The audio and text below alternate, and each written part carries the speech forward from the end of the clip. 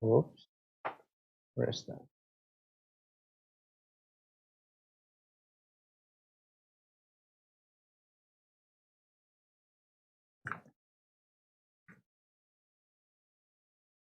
Let's see. Let's say.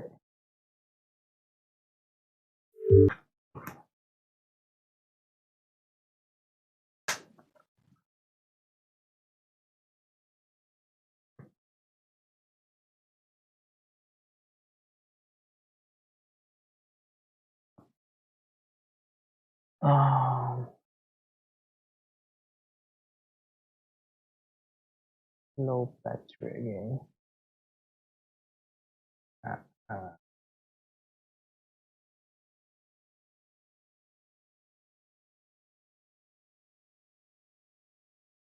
let me give me a second.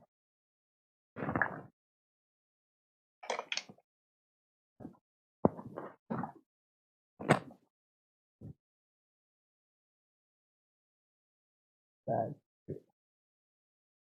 I don't know. It should have sufficient battery.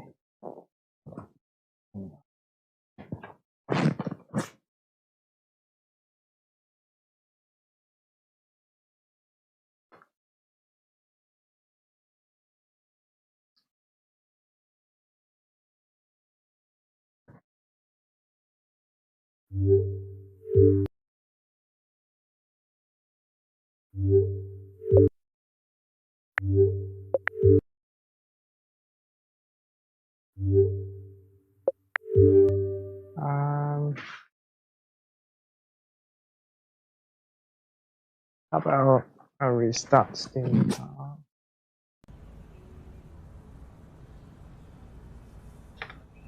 Right. It is out of launch compositor.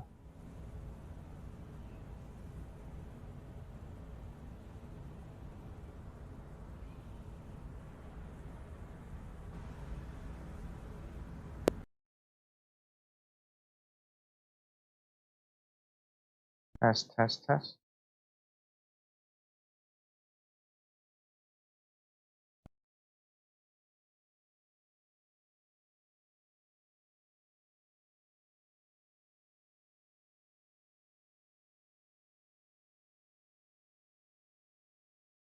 Camera is back, and then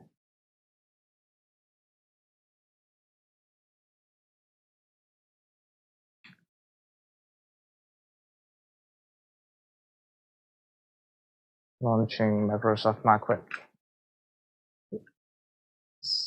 Microsoft Macro Beta. It looks like this is not cooperating.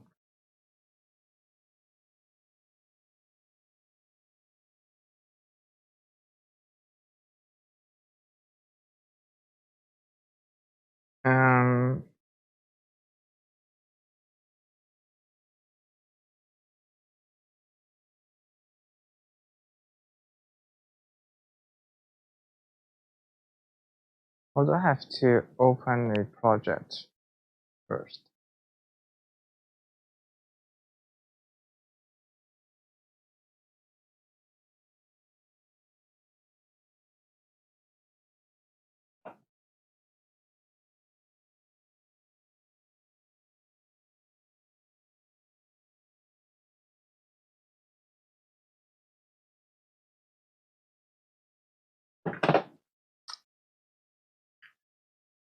Loading.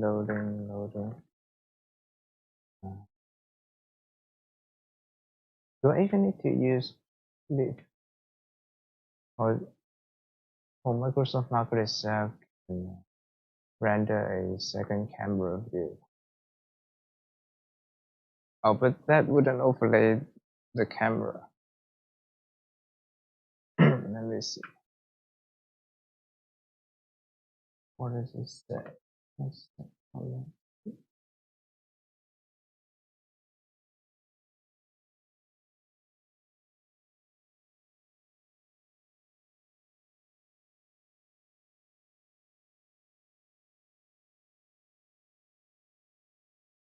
It's just taking longer than usual to load,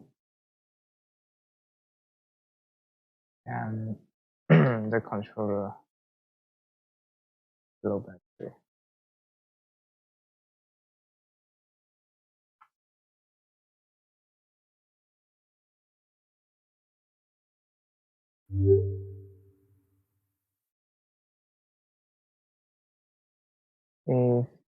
If this doesn't work, just give it some time to load up.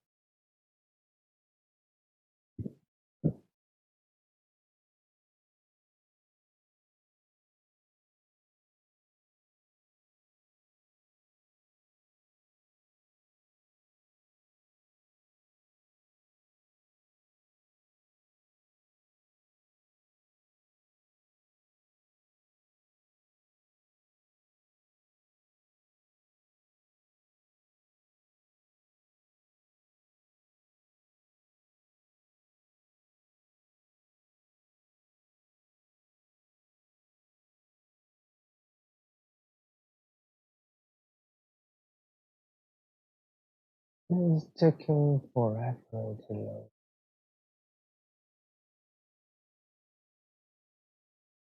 One.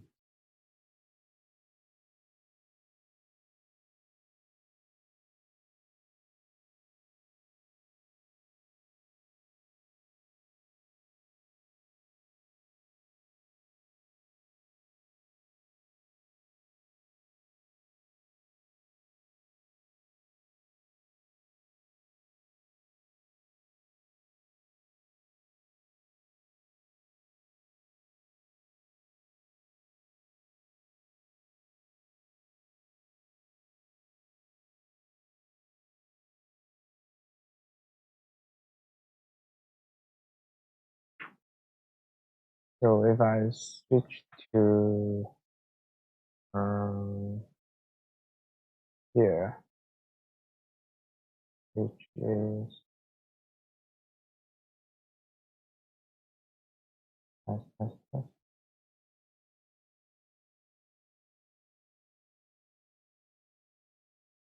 Microsoft Market. Where is it?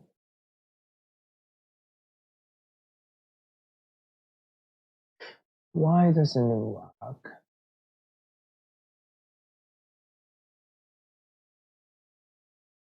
Not even in the list.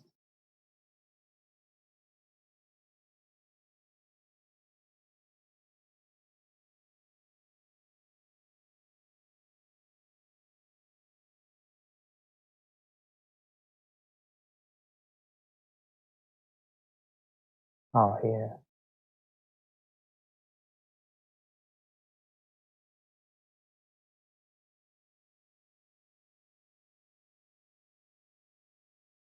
Yeah. What is it doing?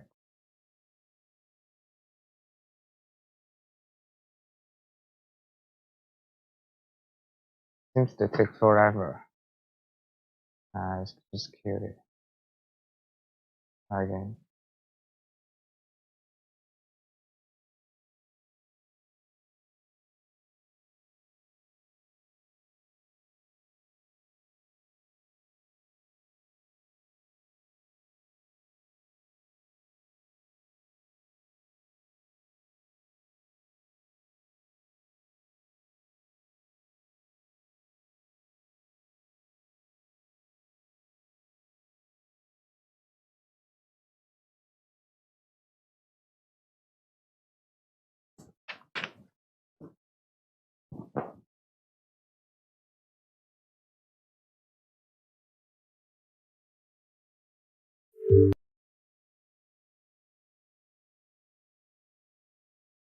There is an issue with tracking the controller or the headset. Let's fix this to continue. Does it need both controllers? Yeah, of course. Now what do you see?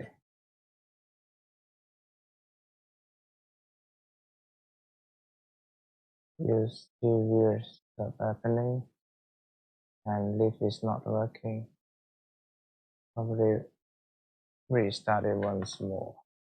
This time if the controllers hopefully it will work.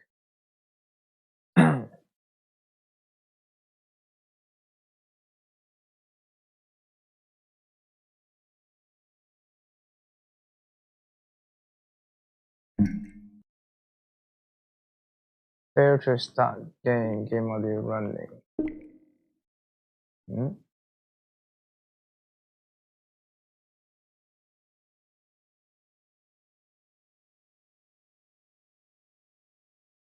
It's not already running. Uh-oh. So we have both controllers and the headset setup, and yay, we're inside. Okay, so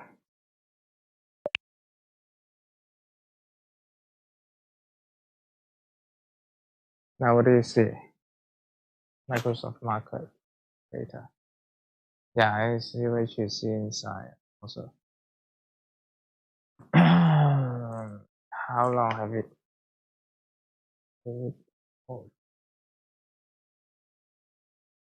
over 15 minutes. I mean, trying to load this up, and it seems stuck.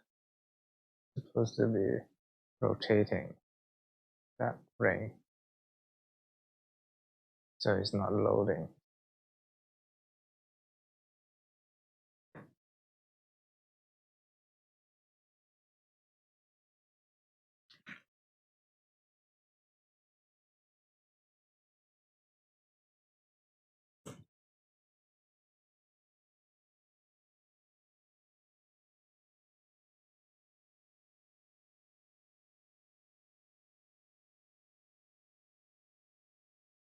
Oh, I need to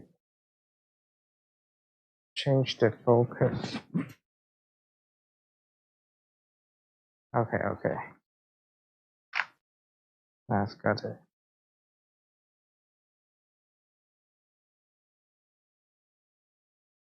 And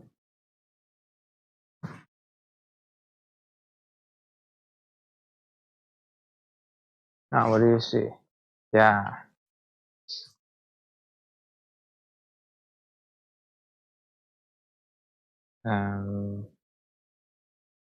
Where's that thing over here? Oh, just lighting issue.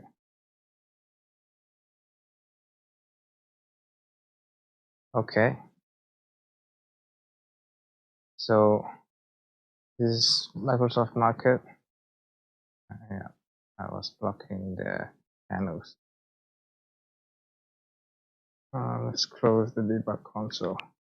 So on my left hand here, I have some tools that I can draw,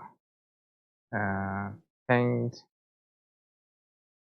take pictures, take videos, camera.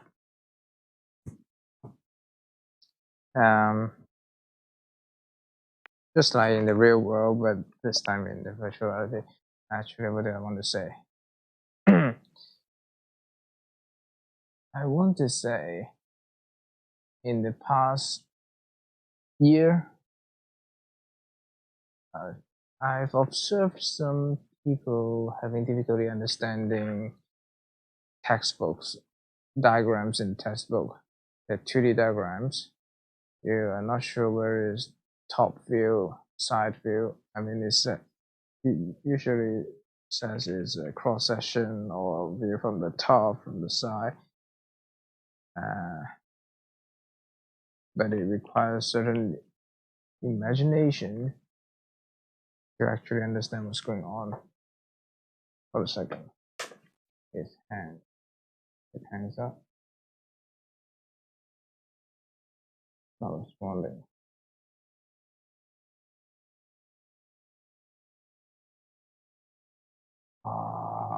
Crashed.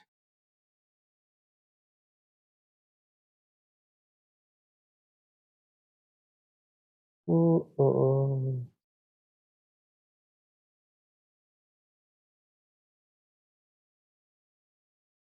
Start over. Let's start over. So I'm starting Microsoft Market.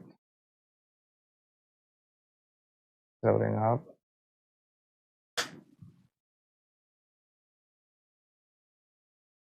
You see a dark screen. You see me.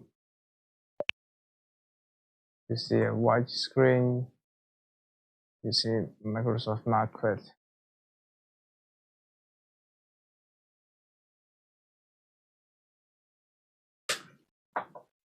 Here is loading.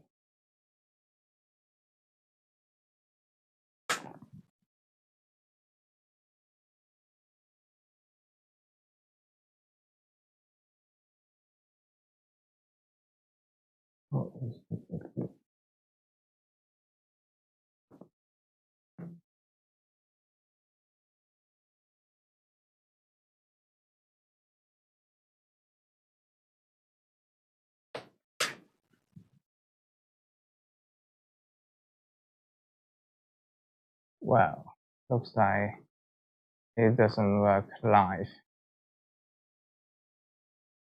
Perhaps I recorded video and okay, it's finished loading.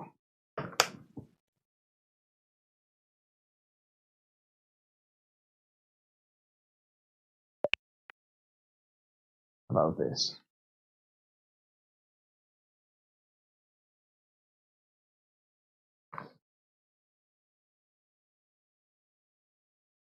Yeah, it's not very smooth. Definitely not smooth. Let's check Task Manager. What's going on?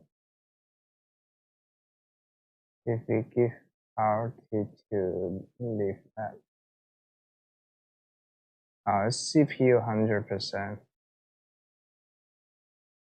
we could give priority to leave capture.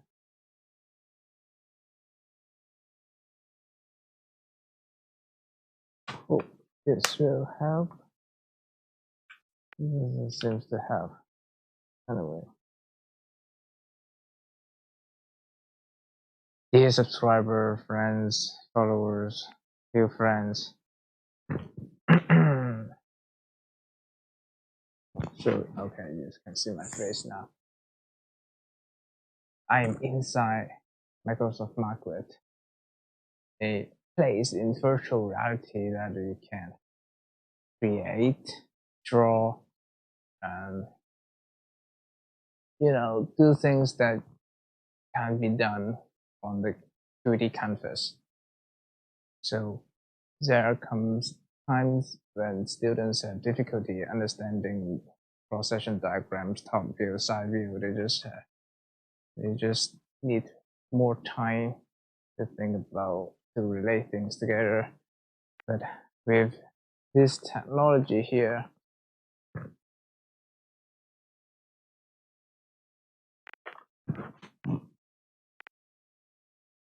I can grab a brush and draw in. Let me erase this. Erase a brush. I can draw. Yeah, how do you spell draw? Yeah, A W. This doesn't look like W. W. Okay, I can draw in virtual reality. Why am I blocking? Step back a bit.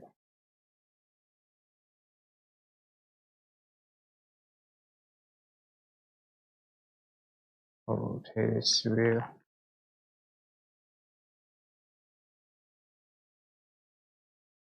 Yeah, leaf should be smart enough to know that it should be drawn in front of me, because they can show the panel in front of me. So it may be a bug, the software. Okay. So the topic is fluid dynamics. Let's begin with a simple plane. I'm using an eraser. Let's do plane, and where do I place it? Move this away. Okay. It's a plane. What can I do? I can what can I do with this?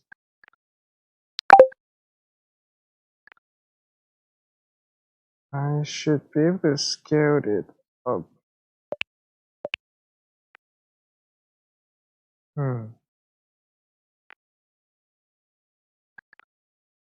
Here.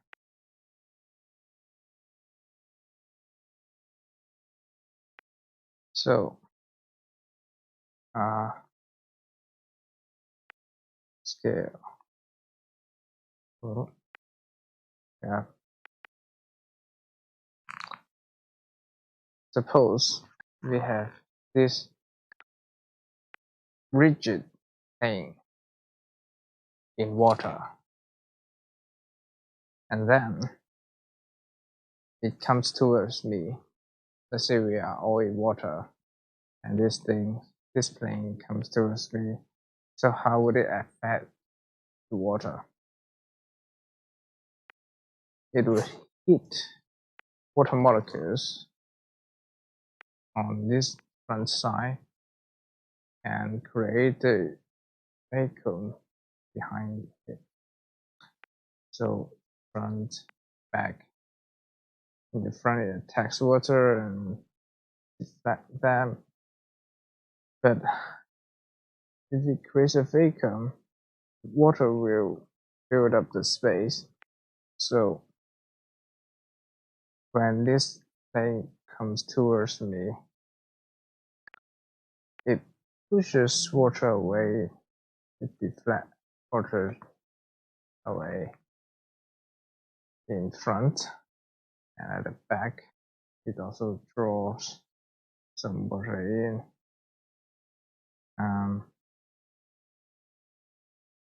So when it comes towards me, it actually where does it want to go? It actually doesn't want to move because of the water in front resisting its movement. So there's water resistance, and there is pressure over both sides. But as it's moved, the very surface has high pressure on this side because it's coming towards me. However, because the water has to accelerate to deflect slightly beyond the surface, the water has to flow faster and therefore the pressure is lowered. On the back side, as we're creating a vacuum, the very surface has lower pressure also. That then slightly away from the surface, the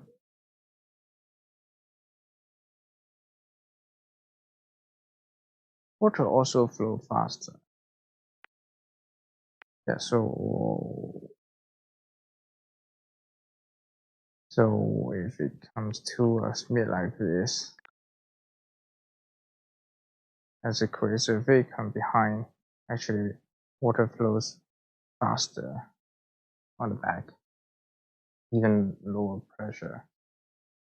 So yeah, so there's lower pressure in front, even lower pressure at the back, right? As it comes towards me, pressure this side is slightly lowered, pressure on the back side is further lowered, and there is a net or pressure difference pushing this wave toward that direction, and that is called lift. It's perpendicular to the direction of relative fluid flow,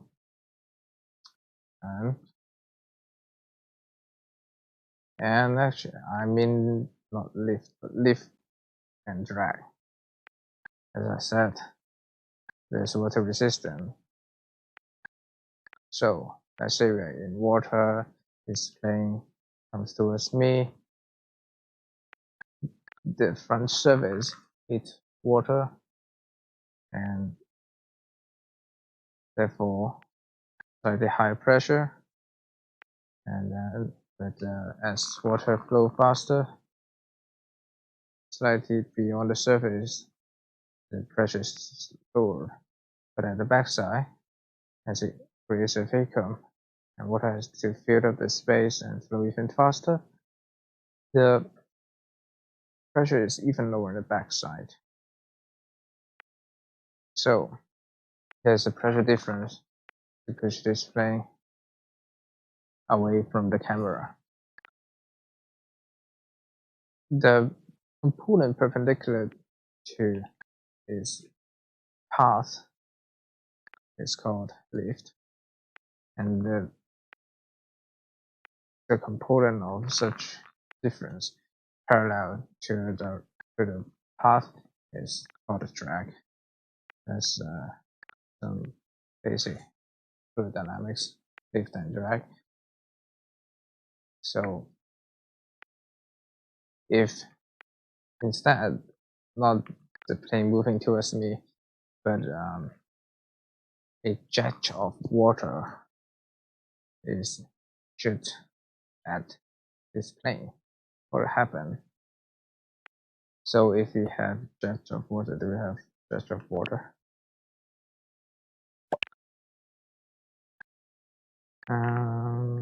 Let's rotate this thing.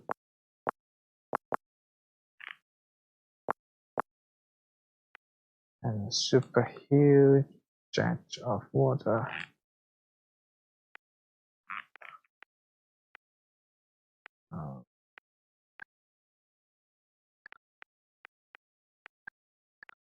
How do I see that? Only this one. Yeah. So let's say we have a water bomb.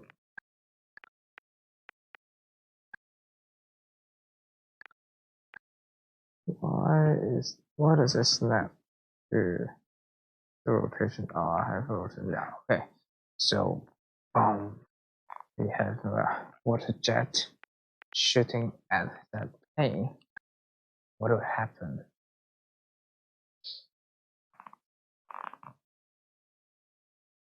Let me put this away.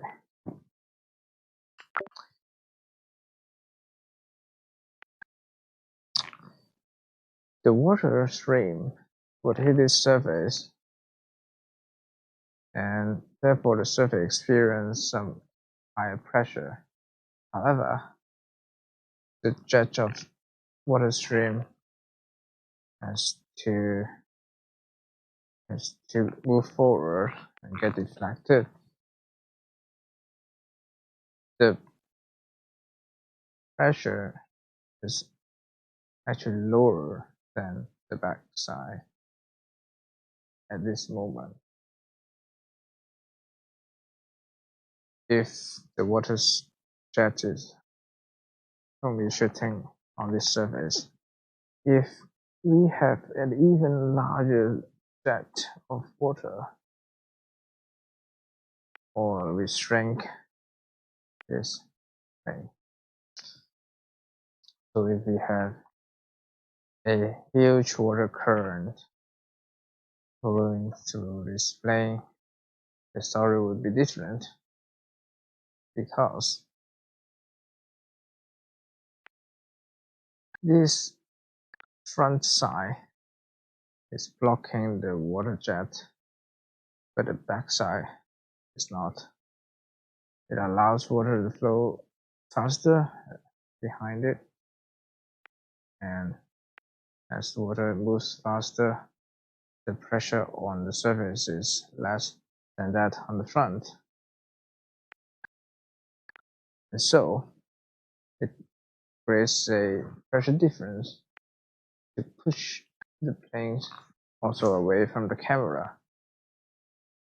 So whether the plane comes towards me or we have a huge current of water pushing the plane, it creates the same effect of pushing the plane away from the camera.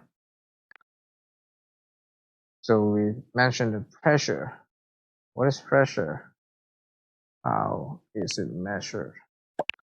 But now we bring back this tube and put this thing away. We have this tube, make it larger, longer. How do we make it longer? Yeah, like this. The tube, and I can clone the tube.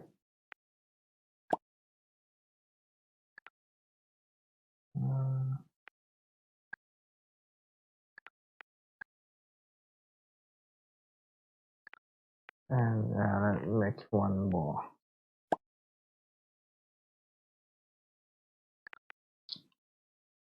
So let's make this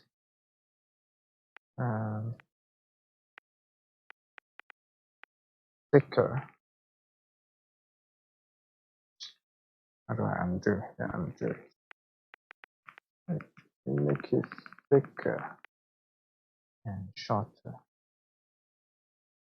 No, 1 second.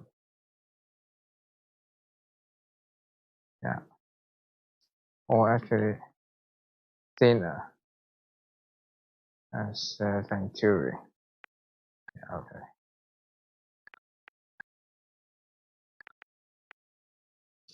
Let's say we have a Venturi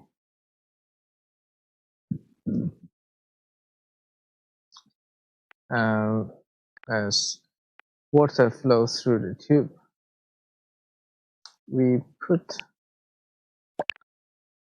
another tube here and have a pressure gauge like this to measure the pressure. We say when the pressure is lower, I group this together.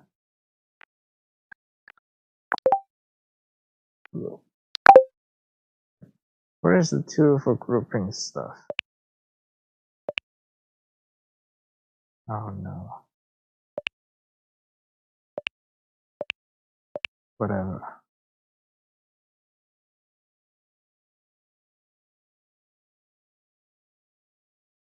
Anyway.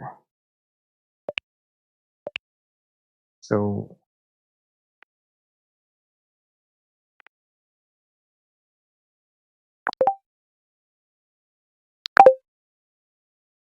there must be a way to group this up.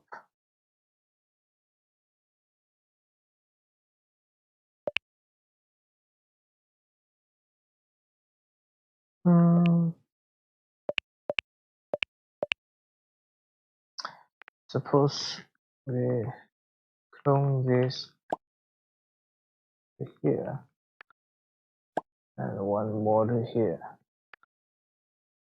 3 pressure gauges. Now, obviously, the water, due to high pressure, there would be water inside this tube, even though they want to go towards the Earth due to gravity. So if it is just filled with water, no current, all gauges should read the same value. No movement, right? When there is a current,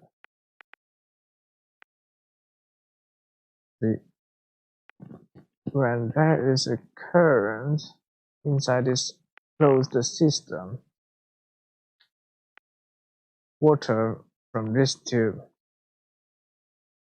has to flow at the same rate as water in this tube. What happens to this middle part?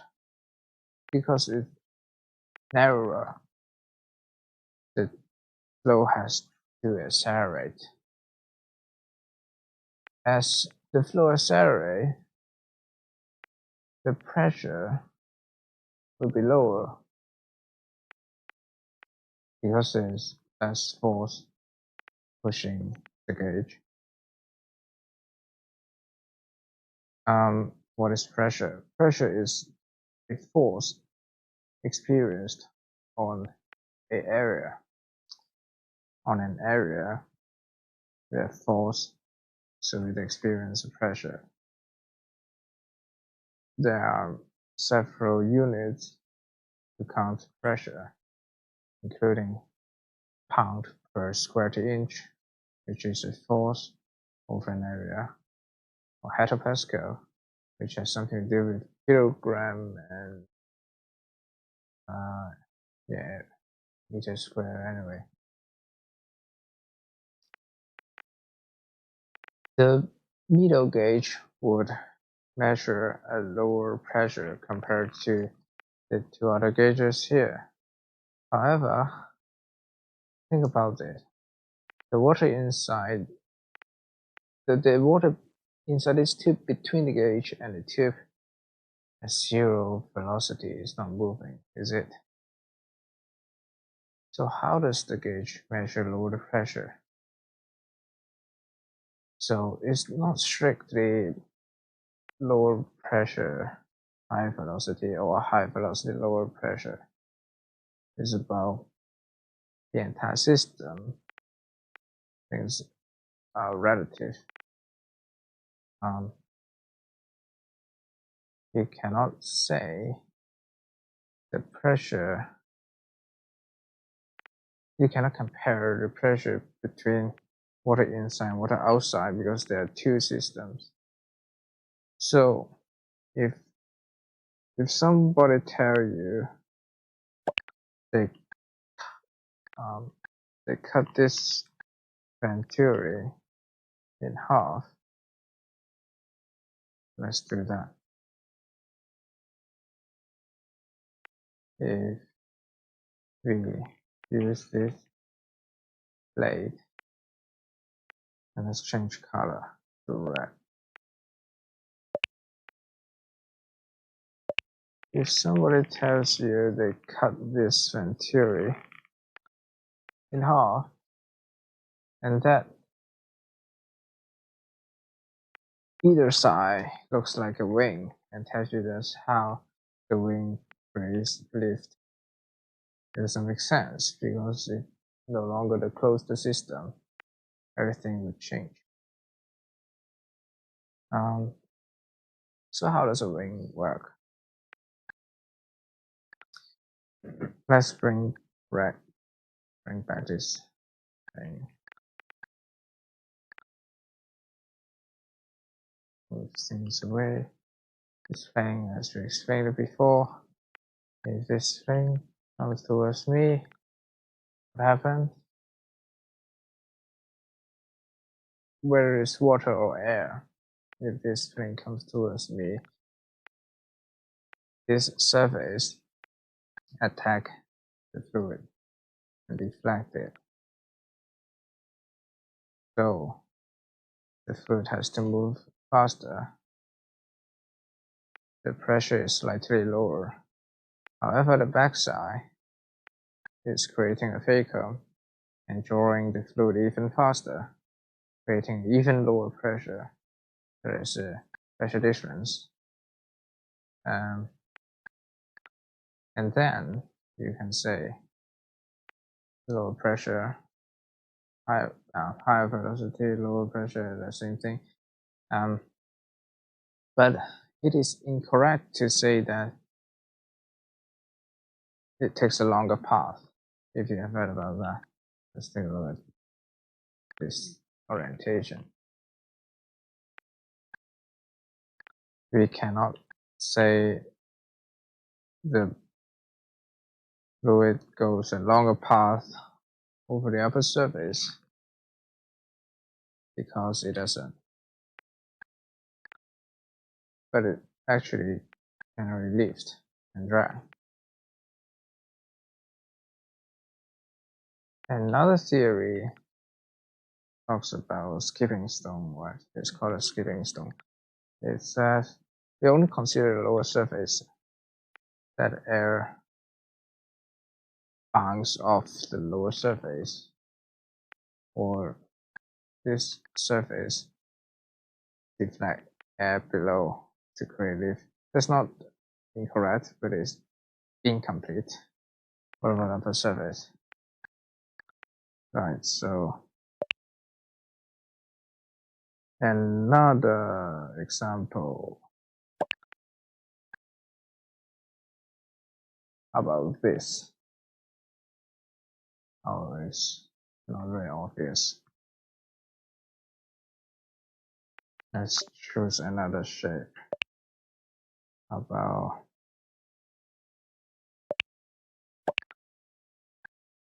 box and make it plain.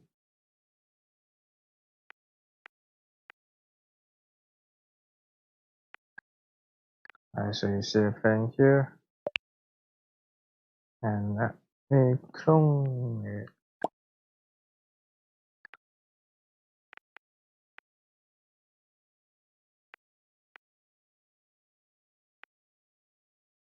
So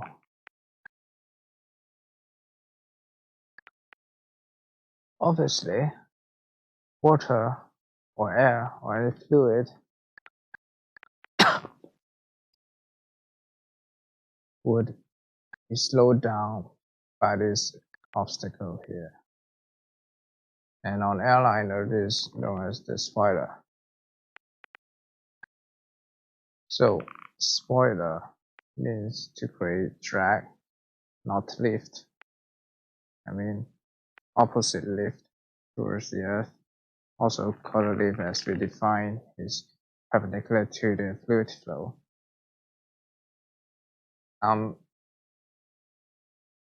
If we refer to one of the theory of lift, air would take a longer path over the upper surface and a shorter path the lower surface, because air splitting at the leading edge has to meet up at the trailing edge at the same time. If that is the case, air actually takes longer path above, shorter path below, so there's a net pressure difference to make this fit. In reality, it is drag and lift on the opposite direction. So why is that? Because that theory is basically wrong. Consider this. You see that? Maybe I'll try it again. I will move this first. So we have this typical wing. We also have this one with a spoiler. And how about smooth surface below but bumpy?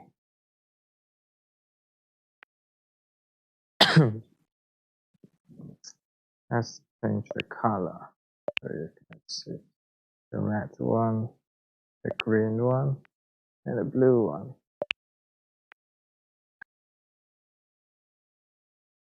Oh, it's also on the screen.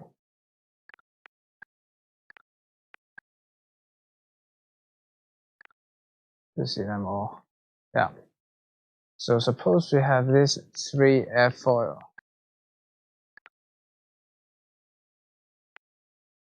It's overlapping. Suppose we have this 3F foil. The blue one has a longer upper surface than the green one, and the red one has the longest distance on the upper surface for air to travel. What happens is that the airflow is so disturbed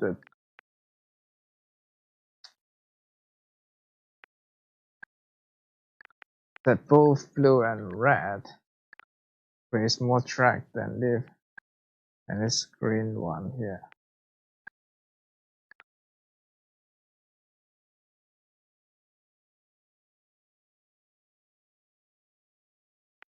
If we flip this blue one around, what do you see? Looks like as a wing with flaps extended. Flaps.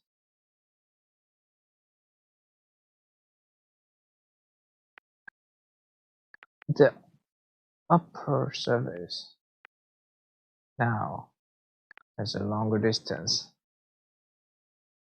than the lower surface, right? It's not exactly 180 degrees flipping. When you have flap extended, you generate more lift, not because the upper surface is longer, but more air is deflected down, created downward. It is important to understand that before we get into aerodynamics for a helicopter, because those diagrams telling you the 4 basic forces only applies in strict and level flight for fixed wing. Yeah, only during strict and level flight.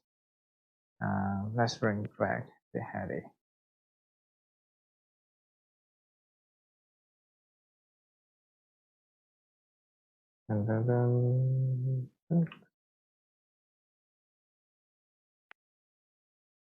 Actually, how many people are watching this stream?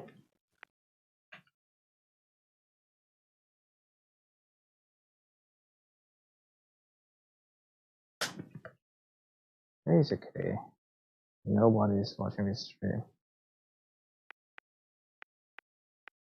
Let me verify that. The counter shows 0. No, but seems that also show. Oh, there's one viewer on Twitch, but not chatting. Are you?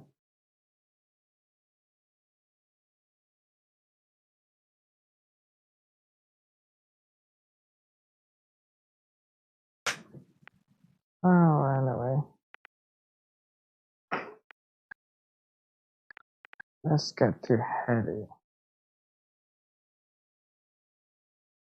What do you think if we use this 3D models to explain aerodynamics of heli.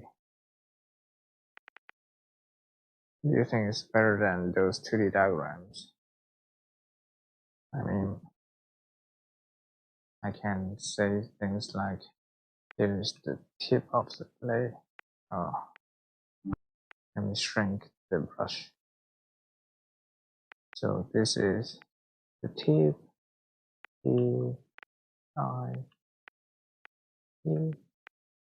Maybe it's a typing. Maybe the type then drawing. So this is the text tool. And I can for text area wingtip or blade tip. Yes, blade tip.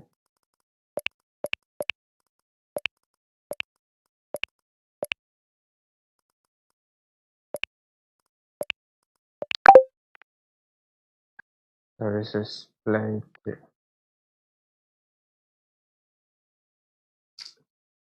Right. And then we can rotate it and keep drawing. And change the color. More things like turbulence, airflow, or other stuff.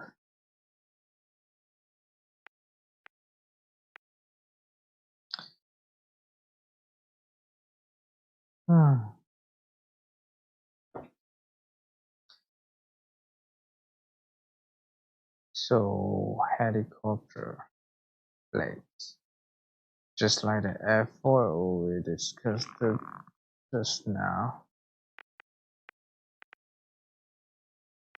it moves in air to generate lift and drag. The primary product is lift. Drag is a side product. Sometimes it won't drag as well. We have 4 rotor blades here, and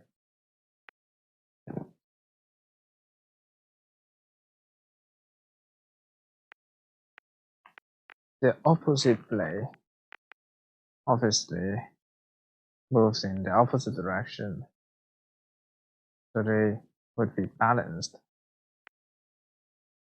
And the helicopter is hovering in a no wind condition, it is balanced. But as it travels in air,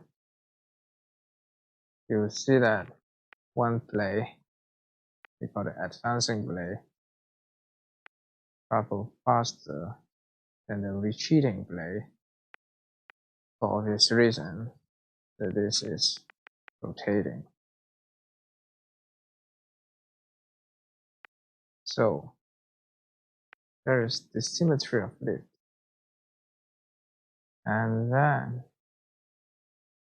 to correct that, we try to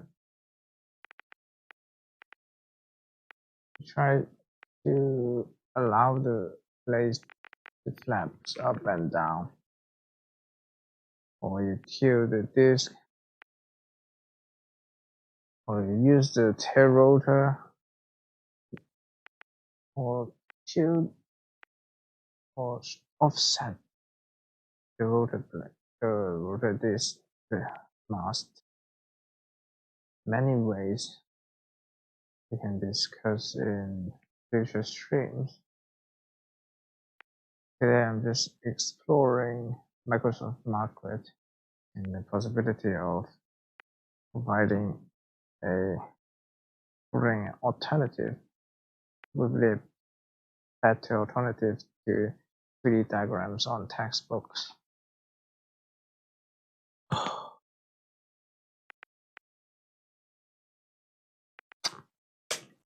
many people are watching? One.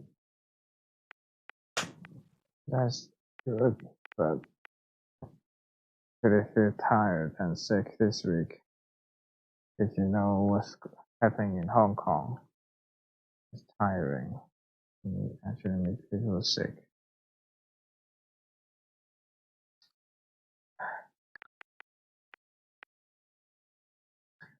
How about we have some fun? Let's play Beat Saber. How do I quit Microsoft Market?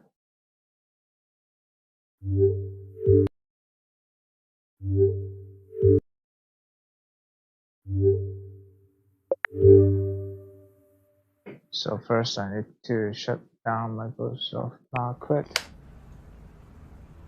and then you'll see a dark screen that I'm back here, and then that bill is gone. So you're not interested in Beat Saber. Very well.